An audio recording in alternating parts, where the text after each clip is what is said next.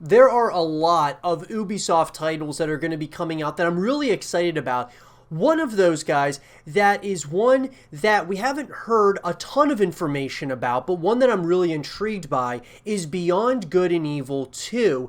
And I gotta say, full disclosure, guys, I've never played the first Beyond Good and Evil, which I definitely plan on doing at some point here in the future, because after watching the initial reveals and such for Beyond Good and Evil 2, I gotta say, I'm pretty intrigued, and I think that this is a game that I may very well enjoy. I really want to just see more information about it. So what I wanted to go ahead and do in this segment of the show is talk about everything that we know so far about Beyond Good and Evil 2. And I would love to hear your guys' thoughts, but the things that you want to see as far as, as this continuation of this franchise moves forward. So let's get into it. So in an article, guys, written by Andrew Hayward, Emma Boyle, and Vic Hood of Tech Radar, breaking the surface of Beyond Good and Evil. We've been waiting a long time for the sequel to Beyond Good and Evil, the action-adventure classic that originally released in 2003. But after many delays, Ubisoft finally announced at E3 2017 that a prequel was in the works, Beyond Good and Evil 2. While the prospect of a new Beyond Good and Evil has seemed shaky for almost a decade, Ubisoft's cinematic trailer at E3 2018 suggests it was definitely worth the wait, and I agree 100% with that. However, beyond the announcement, we haven't heard much in the way of solid details about Beyond Good and Evil 2. How will it differ from the original? What will be the same? How will the online multiplayer work? And what was Joseph Gordon-Levitt got to do with all of it? So, let's cut to the chase here. What is it? An open universe sci-fi action RPG, which is something, guys, that I am excited about. What can we play it on? Nothing's official, but likely PS4, Xbox One, and PC.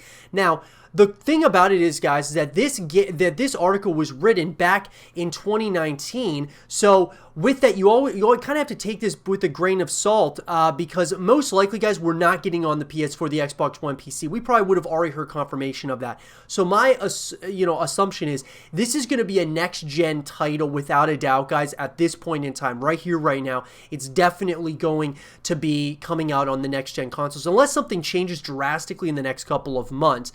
Now, guys, we've already had a couple of, cinematic trailers from like 2018 and 2017 as well. Now, though Beyond Good and Evil 2 made no appearance at E3 2019, there was still a live stream in June from the development team. In this stream, the team dished out some new gameplay details and some concept art. It was explained that in the game, everyone in System 3 is a clone, while hybrids are made by crossing the DNA of humans and animals. Some of these hybrids are used as slaves in the mining and collection of a valuable and dangerous mineral called diwellite. You, the player, will be a space pirate, and you'll be able to choose whether you are a human or a hybrid. You'll also be able to rescue these slave hybrids and recruit them to your crew. Overall, though, the game will give you plenty of freedom to craft your own story. And so what I gotta say, guys, is like just the premise alone really has me intrigued. Now, like I said, this really gets me to want to try out the first Beyond Good and Evil. I, of course, heard of the game. I heard of this, this franchise as a whole, but, I just never gave it a try. But of course, after seeing this, guys, it certainly seems to me, at least from a graphical standpoint, from even a story perspective, it looks like they are making some real leaps and bounds here from the first one to now the second one. Now, Joseph Gordon-Levitt, the reveal at E3 2018 also clued us into a collaboration with Joseph Gordon-Levitt Hit Record Company to produce user-generated content that will make it into the final game. People around the world will be able to contribute all sorts of content with hopes of it making it into the final product. Now, we now know the game will be a prequel to the original, with a younger Jade taking up the role of the antagonist. Players will be able to play cooperatively in the open world, and they don't even have to remain near each other at all. You'll be able to create your very own space pirate and explore the universe in your very own spaceship. From what we've seen of the game so far, the game is astonishingly large and utterly seamless, and you can move from city streets to sky to space to outer space without any loading screens at all. What I'll say about that, guys, is this kind of reminds me of games like No Man's Sky, that there's a huge universe to explore. Now, is it as big as No Man's Sky? We'll have to wait and see on that, but it sounds like this is a massive game, and it's something that obviously looks like they've been working on for a long time. This could be a really big game, guys, to really explore and enjoy over a course of the journey between co-ops, between multiplayer, the campaign and such. This sounds like a massive expansive universe that you're able to traverse on your own. Now, as far as online play is concerned, guys, Michael Ansel has said the game will be playable online, which falls in line with Ubisoft's shift towards securing long-term player engagement from its games. At the moment, it's still not clear how online play will actually work. It could be a separate model with individual matches, or it could work more like Far Cry 5, which allows players to go through the entirety of the main game with a friend. We hope it's the latter. Own more than one ship. Players will be able to own multiple ships, increasing their scale and crew size as they go. Once a player has a larger ship, they'll be able to store their smaller main man dogfighting vessels inside it. Furthermore, the environments will be somewhat destructible, allowing parts of buildings to be demolished, but not entire large structures apparently. And then, of course, there's extensive exploration, guys.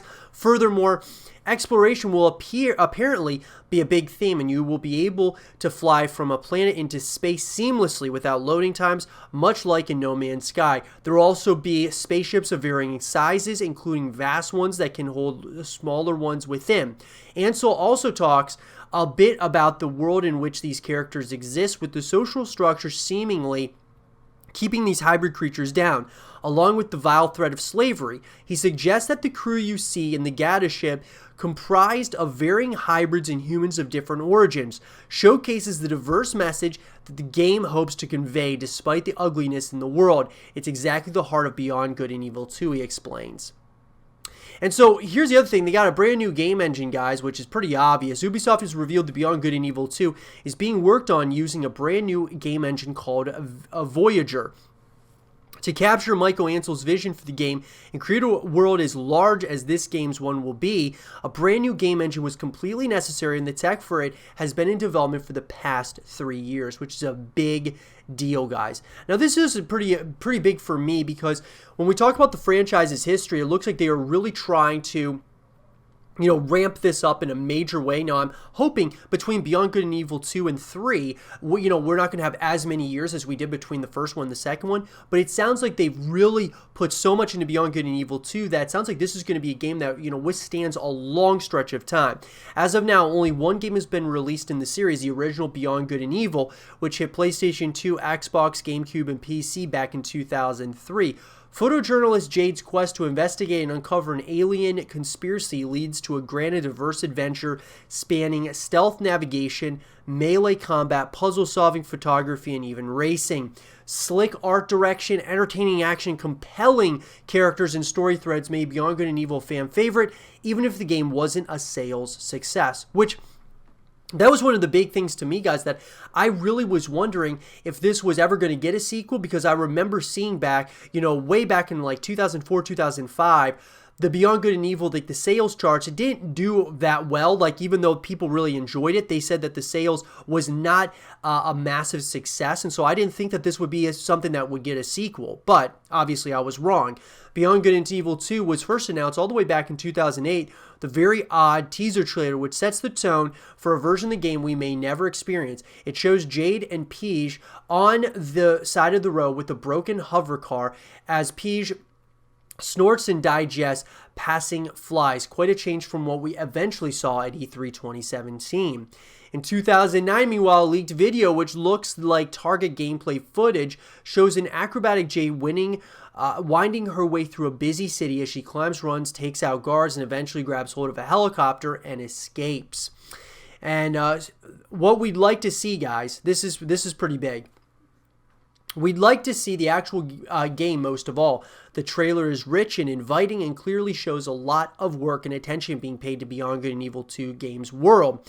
Ansel's trailer breakdown video offers some hints with the promise of a huge vertical world, cooperative online play of some sort, and the ability to jet off into space without worrying about loading screens or other frustrating breaks in the action. Which I'll be interested to see that, guys. I would love to see a massive game not really have any loading screens. It almost sounds too good to be true, but we'll have to, kind of wait and see as we get more information along the way. Our hope is that Beyond Good and Evil Spirit doesn't get lost in the vastness of that open concept. The game retains its individuality despite opening up and bringing in some level of multiplayer action. Based on the trailer, we are definitely encouraged about the tone and distinctiveness of the game, although besides the whole matter of how the actual game looks and plays, there are still questions about when we'll get to play it and on which devices. So, with that, guys, as far as a beta is concerned, we really don't know. I honestly, I don't even know if we're actually probably going to get a beta for this title. I mean, I certainly think it's possible, guys, but as far as the beta is concerned, I wouldn't put too much stock into a beta at this point in time.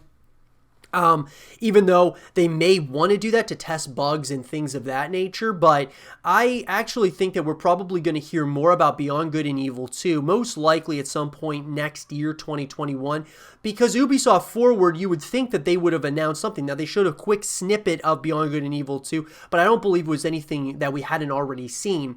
And so what I'm getting at is we got no information about Beyond Good and Evil 2 at Ubisoft Forward. That was all about Assassin's Creed Valhalla. It was about Far Cry 6. It was about, Watch Dogs Legion. It was about some of these other titles that are coming out this year or early 2021. So I would say Beyond Good and Evil 2 is probably going to come out in late 2021, maybe even 2022 potentially, guys. This is a game that, with how expansive and large it is, may just, take a while until we actually see the light, until it sees the light of day.